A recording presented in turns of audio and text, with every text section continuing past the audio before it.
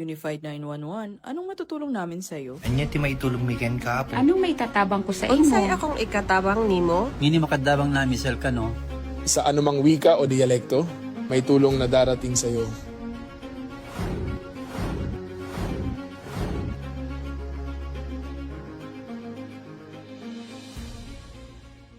Lilingkod sa bawat Pilipino at magbibigay ng tamang impormasyon para sa tahimik at maayos na Pilipinas. Police News Network, alagad ng batas, tagapagtaguyod ng balitang pulis, sandigan ng mamamayan, patnubay ng katotohanan.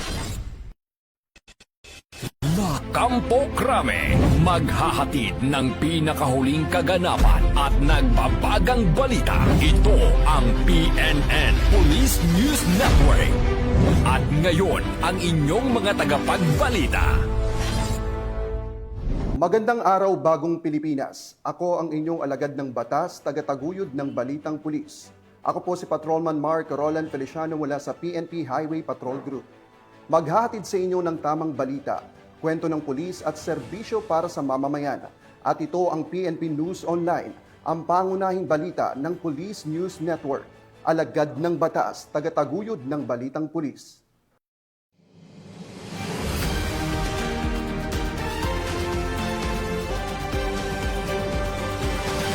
Narito ang mga balitang hatid ng ating PNN correspondents mula sa iba't ibang bahagi ng bansa.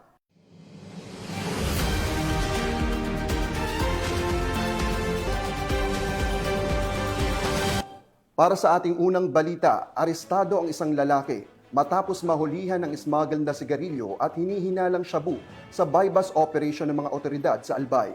Nakatutok dyan si Patrolwoman Vanessa Sol.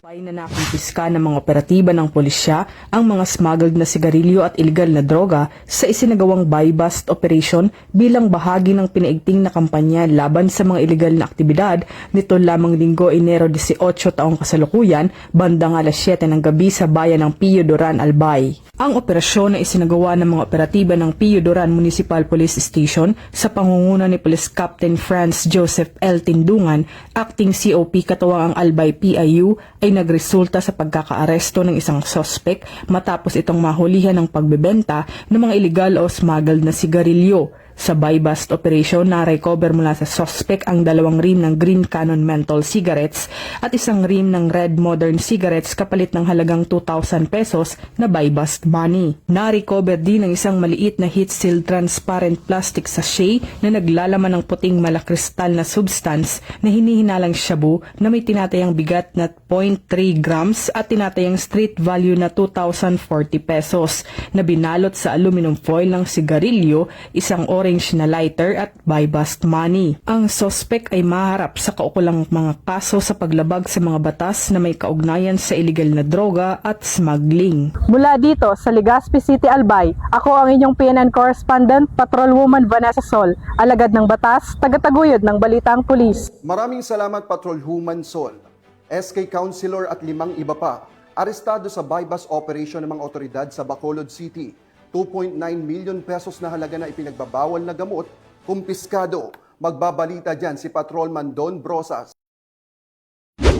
Isang sangguniang kabataang councilor at 5 pang individual sa 3 magkakahiwalay na buy-bust operation na nagresulta sa pagkakasamsam ng tinatayang 2.96 milyong halaga ng shabu.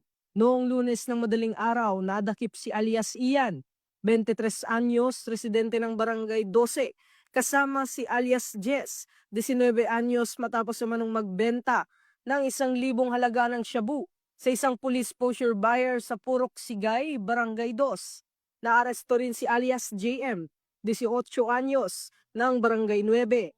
Nasamsam sa operasyon ng BCPO Station 2 ang 105 grams ng shabu na nagkakahalaga ng 714,000 pesos. Ayon sa Police Regional Office Negros Island Region, sangkot umano si alias Jess sa pamamahagi ng illegal na droga sa ilang barangay sa lungsod. Binigyan din ni Pronir Director, Police Brigadier General Arnold Thomas Ibay, na walang sino man ang ligtas sa pagpapatupad ng batas, anuman ang posisyon. Samantala noong Enero 18, inaresto si alias John, 35 anyos sa Barangay 40 matapos makumpiskahan ng 55 grams ng shabu na nagkakahalaga ng 374,000 pesos. Noong Enero 17, dalawang sospek na sina alias Jeffrey, 38 anyos at alias Fernando, 39 anyos ang nadakip sa Barangay Tangub na may dalang 275 grams ng shabu na tinatayang nagkakahalaga ng 1.8 milyong pesos. Lahat ng sospek ay naharap sa kasong paglabag sa Republic Act 9165 o Comprehensive Dangerous Drugs Act of 2002. Ito ang bagong PNP para sa bagong Pilipinas. Serbisyong mabilis, tapat at nararamdaman. Maraming salamat Patrolman Brosas. Roas Police Station 1 pinarangalan bilang Top 1 Municipal Police Station sa probinsya ng Isabela sa magkakasunod na taon. Ibabalita yan ni Patrolwoman Lainey Lorenzo. Kinilala bilang Rank 1 ang Rojas Police Station sa pamumuno ng hepe na si Police Major Christian Art Kawile sa top-performing police station sa buong lalawigan ng Isabela nito lamang ika-12 ng Enero taong kasalukuyan.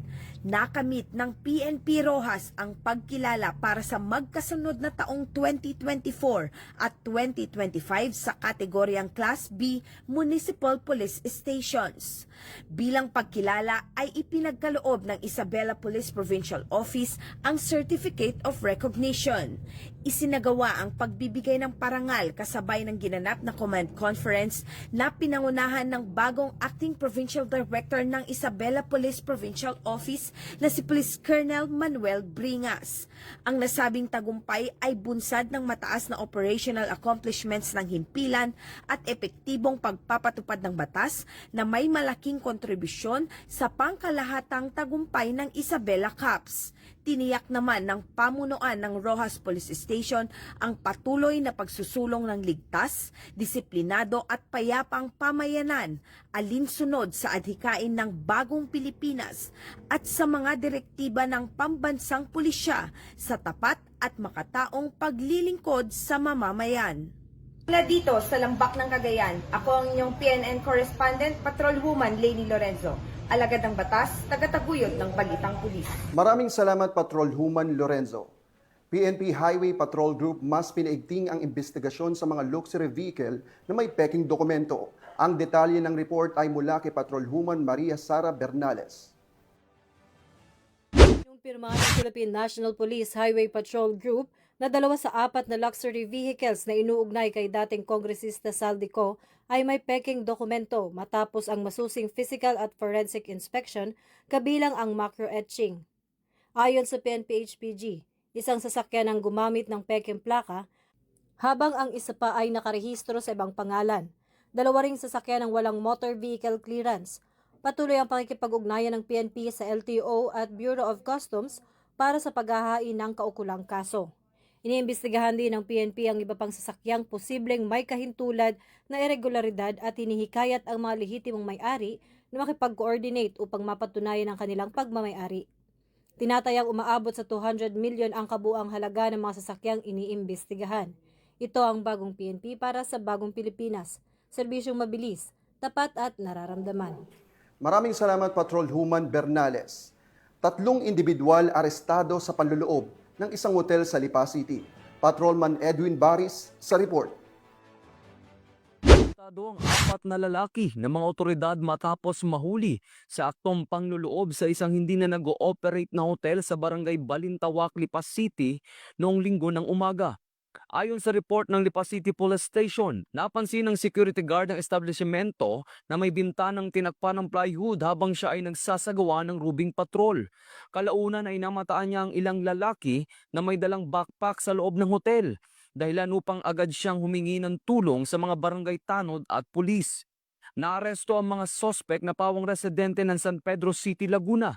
Na-recover mula sa kanila ang mga ninakaw na kable ng kuryente mula sa hotel na pagmamay-ari ng isang bangko.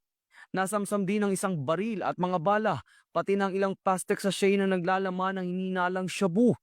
Naharap ang mga sospek sa kasong robbery, paglabag sa Republic Act 10591 o Comprehensive Firearms and Ammunition Regulation Act at RA 9165 o Comprehensive Dangerous Drugs Act of 2002.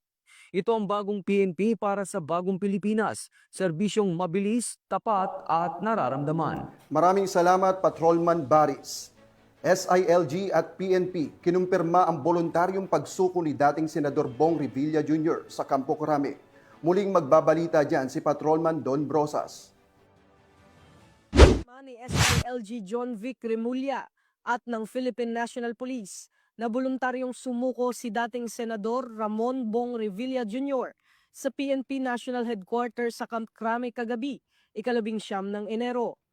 Ayon sa PNP, agad na ipinatawag ang Criminal Investigation and Detection Group upang ipatupad ang warrant of arrest na inisyu laban sa dating senador. Matapos maisilbi ang warrant, formal na ipinalam sa kanya ang dahilan ng kanyang pagkakaaresto at ang kanyang mga karapatang konstitusyonal. Kasalukuyang isinailalim si ex-Senador Revilla sa standard booking at documentation procedures ng CIDG, kabilang ang medical examinations, alinsunod sa umiiral ng mga patakaran at protokol. Samantala sa isang press briefing ngayon sa Campo Crame, sinabi ni SILG na naganap ang pagsuko ni Senador Revilla bandang alas 8 hanggang alas 10 ng gabi. Aniya dumaan ang dating senador sa karaniwang proseso para sa mga voluntaryong sumusuko, kabilang ang medical check-up, mugshot at pagkuha ng fingerprints. Ipinag-utos din ang pagsuko ng humigit kumulang 20 firearms ng dating senador dahil hindi na umano ito entitled na magmay-ari at magdala ng baril habang siya ay nakatakdang ma-detain. Nilinaw rin niya na walang ibinigay na special treatment sa dating senador. Samantala sa 6 pang akusado sa kaso, 5 na umano ang nasa kustodiya ng mga otoridad, habang 1 na lamang ang patuloy na tinutugis at inaasahang maaresto sa lalong madaling panahon. Ito ang bagong PNP para sa bagong Pilipinas, serbisyong mabilis, tapat at nararamdaman. Maraming salamat, Patrolman Brosas. Ngayon naman ay alamin natin kung paano makakaiwas sa iba't ibang uri ng online scams. Yan ang hatid ni Patrolwoman Mary Grace Artizuela.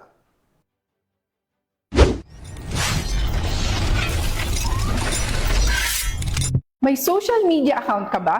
Gumagamit ka ba ng mga messaging apps? Nakakatanggap ka ba ng mga unwanted messages with links? Naku, mag-ingat ka, baka scam yan. Ang online scam ay isa sa pinakakaraniwang krimen ngayon. Ginagamit ng mga scammers ang social media, text at email upang manloko at magnakaw ng pera at personal na impormasyon. Sir, ano po ba ang parusa sa mga mahuhuling gumagawa ng online scam? Usually, it is 1 degree higher than usual penalty as provided under Article 315 of the Revised Penal Code. So, it ranges 12 years or more. It depends also on the amount involved, especially the value defrauded. And paano po natin maiiwasan ang online scam?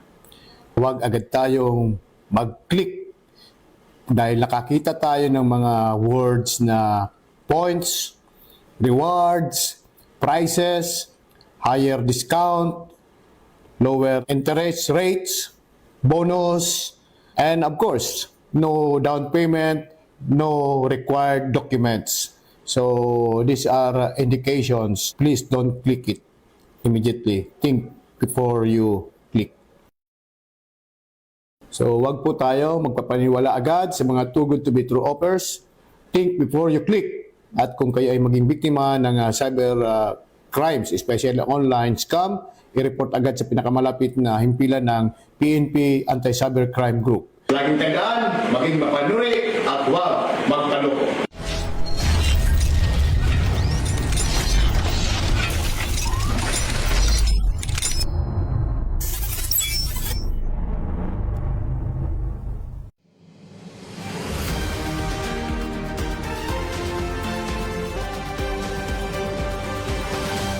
At para sa ating huling balita, sa pagpapaigting ng operasyon kontra iligal na droga ng pulisya, nasabat ang mahigit kumulang na 1.7 million pesos na halaga ng hinihinalang shabu sa operasyon ng PNP BARM. Tinutukan niya ni Patrolman Adrian Dayaw.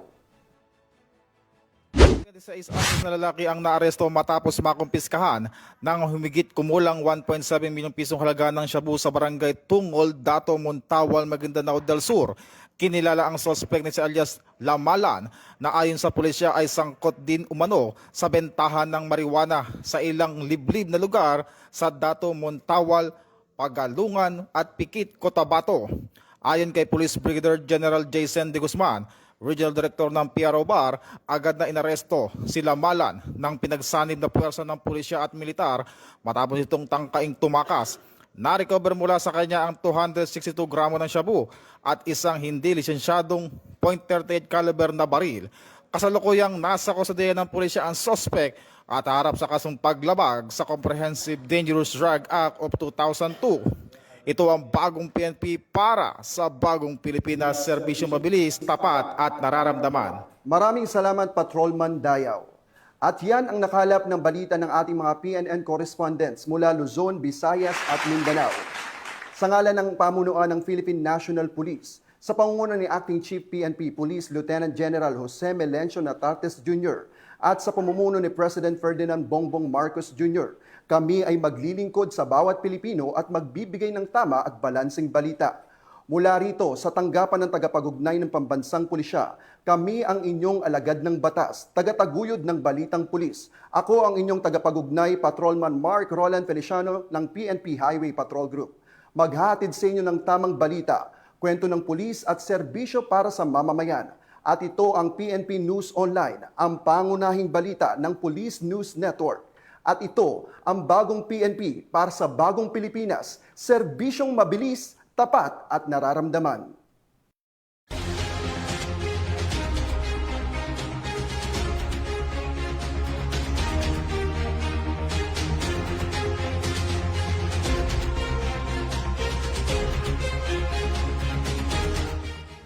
Police News Network, alagad ng batas, tagapagtaguyod ng balitang pulis.